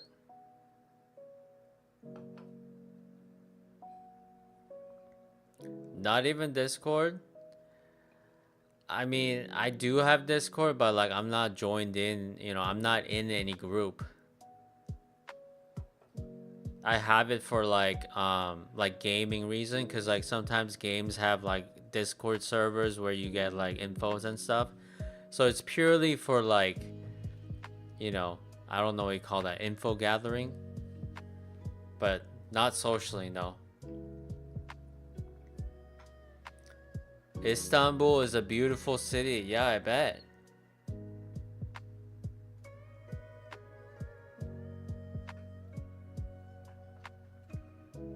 You should find me a cat server. Oh my god. You should find a cat server and then put my channel and be like, if you're a cat lover, you'll love this guy.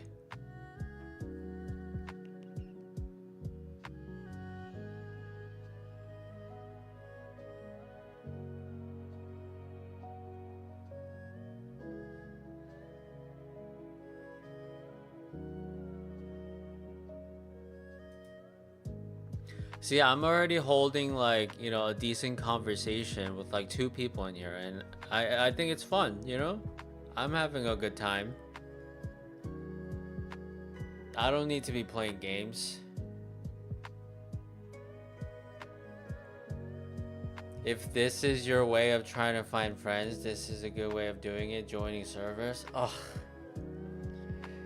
That sounds like too much. I might have to take even smaller steps.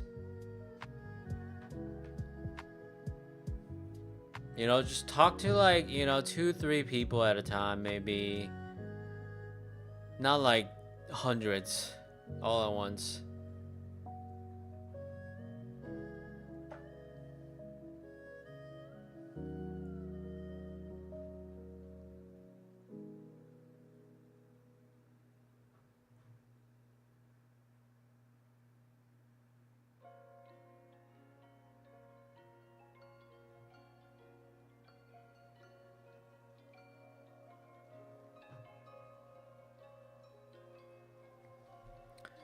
That's what I mean. Most of the time you talk to small groups in these servers. Alright, I'll keep an open mind, but you know, I feel like I'm already at my limit with like what I'm doing right here, you know? Like I'm not gonna start making Instagram or like use Discord.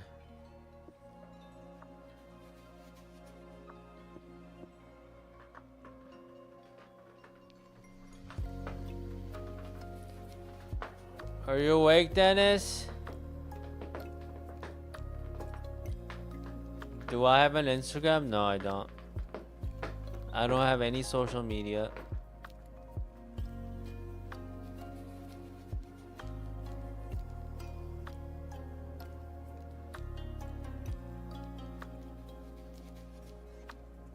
Tico.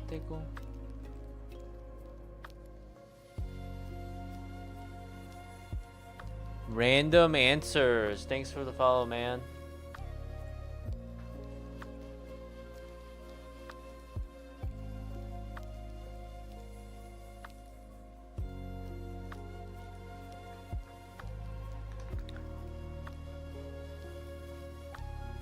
You actually caught me at towards the end of my stream. I'm logging off in like 2 minutes.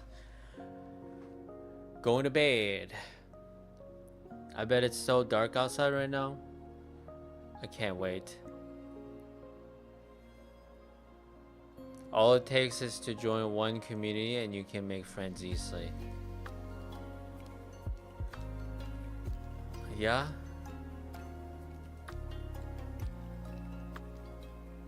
But I wouldn't really say like I didn't have the opportunity, you know? It's not like it's like I said, the reason I don't have friends isn't because like I've tried and it never happened. You know, it's not like that. Like I avoid it on purpose. Unless it's like a little bit of like socializing, like right here. Off-topic question: have you ever stepped on a bug on purpose before? If yes, would you ever do it again? I have. I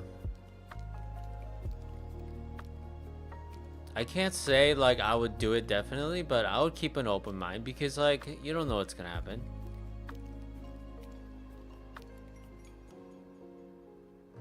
In California, the sun doesn't go down until 10. Yeah. But you get so sleepy, you know? I start getting sleepy at like 7.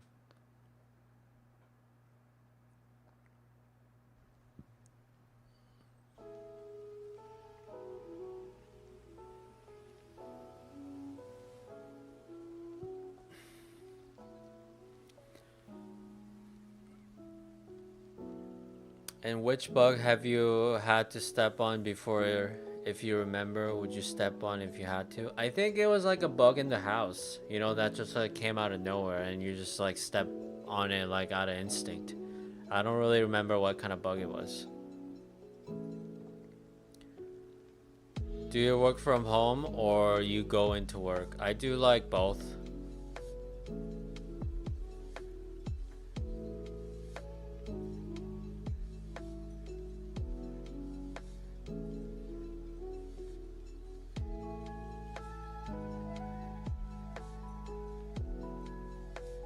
You would only step on it inside your home. Hopefully you had shoes on. Yes. Pretty sure I did. Remote work is the best? Yes. Especially for me. Think about it. Like I don't have to go outside. Oh my god, amazing.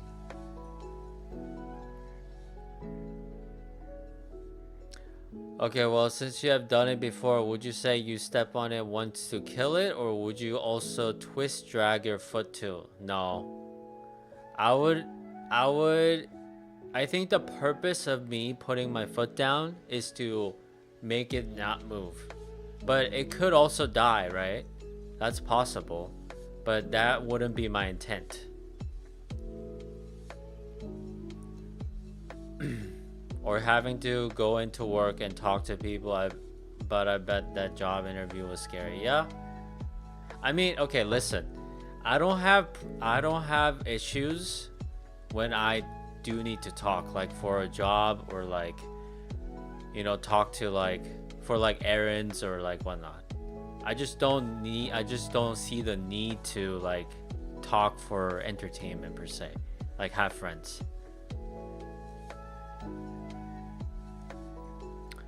Alright, and last question. Would you feel bad if the bug was a mother with babies? Sorry for all the bug questions. I had a reason for asking, but wanted to ask these first. Would I feel bad? I don't think so.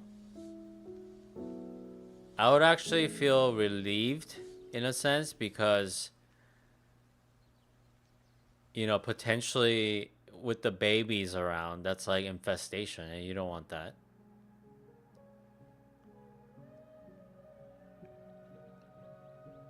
Well, think of this now as a new you. Starting now, you're gonna make friends on Twitch. I mean, I would say I'm doing fine right now, you know? I've made tons of friends just today. Sally, you, this random answer guy that likes to ask bug questions. hopefully you guys come back tomorrow. You know, I'm on every day, 6 p.m. every day. Today's day 14.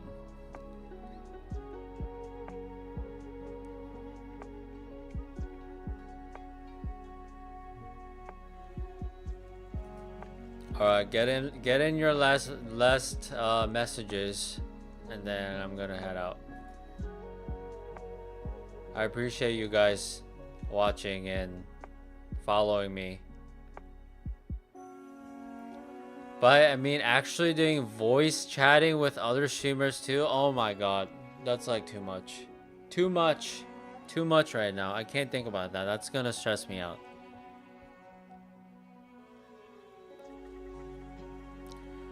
Alright then, well thanks for taking the time to answer the bug questions. I was actually going to ask you if you'd be able to participate in a YouTube challenge that was based on the movie Men in Black, but based on your answers. And since you don't step on them often or outside it sounds like be a no. Okay. I'm glad it's a no because like I wouldn't be interested. It'll get easy, don't worry. You can do it. I'm not saying it's hard. I'm just saying it's like, do I need to, you know? But we'll see. Okay, so one step at a time. Okay, you're throwing a lot at me today, but we'll take it one day at a time. Come back tomorrow and keep convincing me. How about that? That sounds like a deal. Keep yeah. No problem. If you do happen to change your mind, please let me know. It'd be great to have an Asian participant. I mean, you're the one who said no, so I don't know why you want me to reach out to you if it's if it's a no already. One day at a time, yes. I mean, even like this stream is a big step, you know? So, one day at a time. Thanks for watching. I'll be back tomorrow, same time. And if you guys, you know, if you guys are able to watch it earlier, then we can talk for 2 hours. How fun is that? But yeah, I'll see you tomorrow. Have a good night.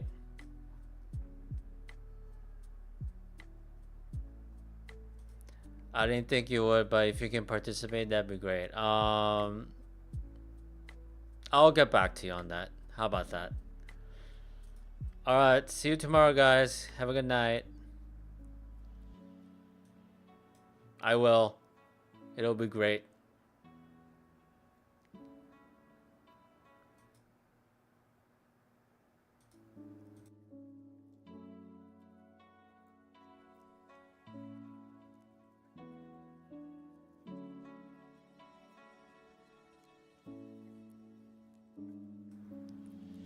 There's no way. No way. That's a no way. No way.